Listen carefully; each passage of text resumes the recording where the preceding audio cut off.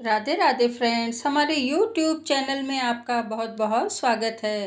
बंधुओं, आज के इस वीडियो में मैं महालक्ष्मी व्रत के बारे में बताऊंगी कि यह व्रत अगहन यानी मार्गशीर्ष महीने में क्यों किया जाता है, कब किया जाता है और इसके क्या नियम हैं। यह सब मैं आपको बताऊंगी।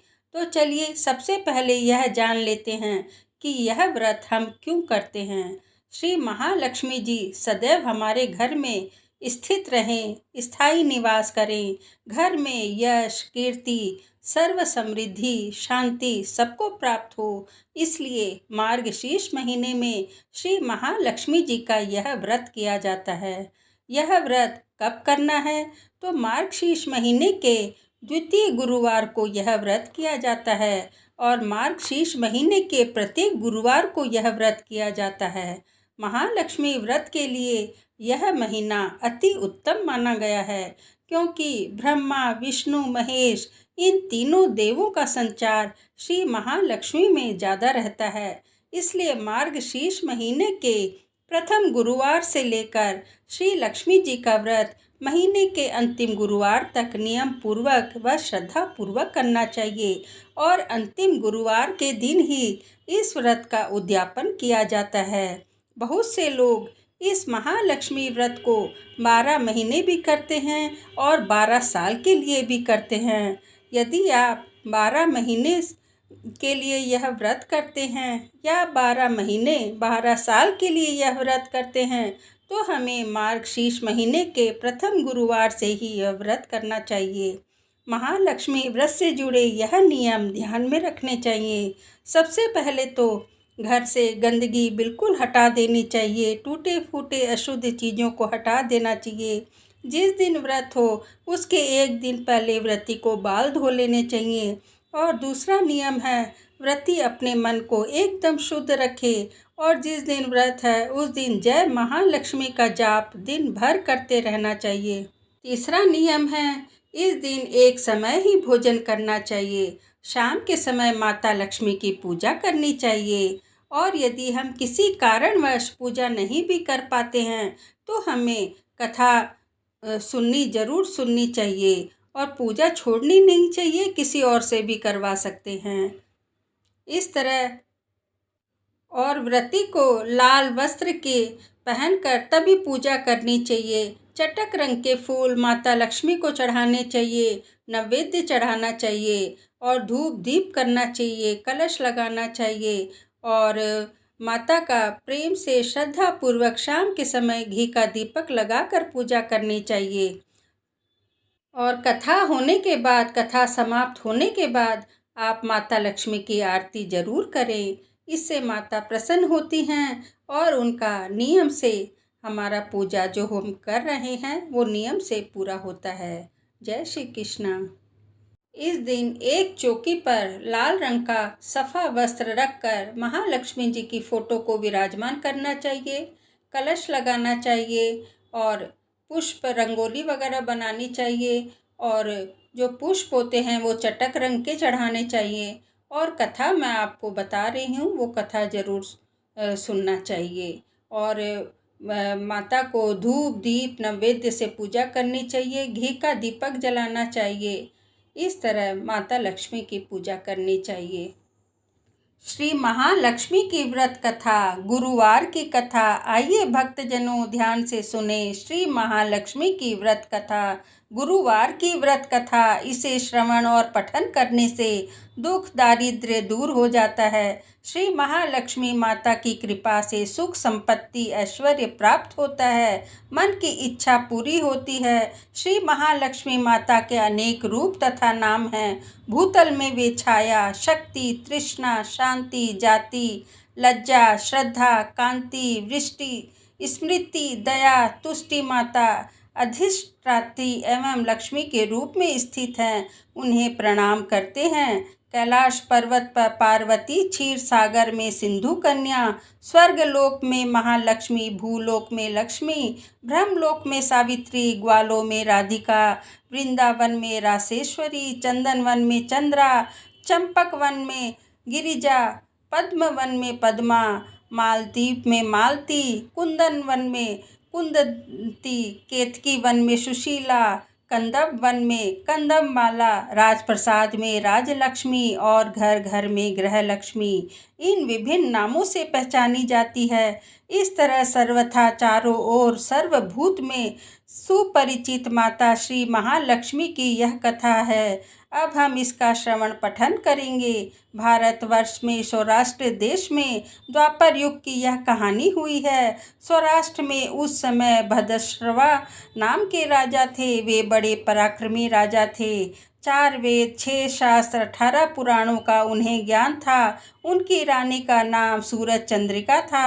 रानी दिखने में सुंदर और सुलक्षणा थी तथा पतिव्रता थी। उन दोनों को 7 पुत्र तथा उनके एक कन्या का वरदान मिला था। कन्या का नाम श्यामबाला था। एक बार महालक्ष्मी के मन में आया कि जाकर उस राजा के राजप्रसाद में रहे। इससे राजा को दुगनी धन दौलत की प्राप्ति होगी और वह इस धन दौलत से अपनी प्रजा को सुख दे पाएगा। गरीब के घर अगर रहे तो उसे धन दौलत हो जाए तो वह स्वार्थी की तरह केवल अपने ऊपर ही खर्च करेगा। यह सोचकर श्री महालक्ष्मी जी ने बूढ़ी ब्राह्मणी का रूप धारण कर किया और हाथ में लाठी लिए लाठी के सहारे रानी के द्वार तक पहुंची। यद्यपि उन्होंने बूढ़ी औरत का रूप धारण किया था, पर उनके चेहरे पर देवी का तेज था। उन्हें देखते ही एक दासी सामने आई। उसने इनका नाम, धाम, काम, धर्म पूछ डाला। वृद्ध ब्राह्मणी रूप धारित माता लक्ष्मी ने कहा, बालिके, मेरा नाम कमला है। मेरे पति का नाम भुवनेश है। हम द्वारिका में रहते हैं। हमारी रानी पिछले जन्म में एक वैश्य की पत्नी थी। वह वैश्य गरीब था। दारिद्र्य के कारण हर रोज घर में झगड़े होते थे तथा उनका पति रोज उसे मारता था। इन बातों से तंग आकर वह घर छोड़कर चली गई तथा जंगल में खाली पेट भटकने लगी। उसकी इस दुर्दशा पर मुझे दया आ गई। तब मैंने उसे सुख संपत्ति देने वाली श्री महालक्ष्मी की कथा सुनाई। मेरे कहने पर उसने श्री महालक्ष्मी का व्रत किया। श्री महालक्ष्मी प्रसन्न हुई। उसकी गरीबी दूर हो गई। उसका घर संसार, दौलत, संतति, संपत्ति से भर गया। बाद में पति पत्नी दोनों परलोक सिधारे। लक्ष्मी व्रत करने के कारण वे लक्ष्मी लोक में रहे। उन्होंने जितने साल महालक्ष्मी का व्रत किया उतने हजारों साल उन्हें सुख भोग मिला। इस जन्म में उसका जन्म राजघराने में हुआ है, परंतु वह श्री महालक्ष्मी का व्रत करना भूल गई है। उसे यह याद दिलाने मैं यहाँ आई हूँ। बुढ़िया की बात सुनकर दासी ने उसे प्रणाम किया तथा श्री महालक्ष्मी का व्रत किस तरह किया जाए इस बारे में पूछा। बुढ़िया रूप धारण किए श्री महालक्ष्मी माता ने दासी को पूजा की विधि तथा महिमा बताई। इसके बाद वह दासी माता को प्रणाम कर रानी को बताने अंदर चली गई। राज वैभव में रहते हुए रानी को अपने ऐश्वर्य का बड़ा घमंड हुआ था। संपत्ति तथा अधिकार की वजह से वह उन्मत्त हो गई थी। दासी द्वारा बताई गई बुढ़िया की बातें सुनकर वह आग बबूला होकर राजद्वार पर आकर बुढ़िया रूपी श्री महालक्ष्मी पर बरस पड़ी। उसे यह मालूम नहीं था कि श्री महालक्ष्मी माता बुढ़िया का रूप धारण किए द्वार तक आई हैं, परंतु रानी का इस कदर रुख प्रताप देखकर, अपना अनादर देखकर माता ने वहां ठहरना ठीक न समझा। वे वहां से चल पड़ी। राह में उन्हें राजकुमारी श्यामबाला मिली। उन्होंने श्यामबाला को सारी बातें बताई। श्यामबाला ने अपनी ओर से श्री महालक्ष्मी माता से क्षमा मांगी। माता को उस पर दया आई। उन्होंने श्यामबाला को श्री महालक्ष्मी व्रत के बारे में बताया। उस दिन अघन मार्गशीर्ष माह का पहला गुरुवार था। श्यामबाला ने परम श्रद्धा से श्री महालक्ष्मी का व्रत रखा। फलस्वरूप राजा सिद्धेश्वर के सुपुत्र मालाधर से उसका विवाह हुआ। वह धन दौलत ऐश्वर्य वैभव से माला माल हो गई। पति के साथ ससुराल में आनंद से दिन बिताने लगी। इधर श्री महालक्ष्मी का रानी कोप हुआ। फलस्वरूप राजा भद्रश्रवा का राज्य एवं राज कारोबार नष्ट हो गया। यहाँ तक कि खाने के लाले भी पड़ने लग गए।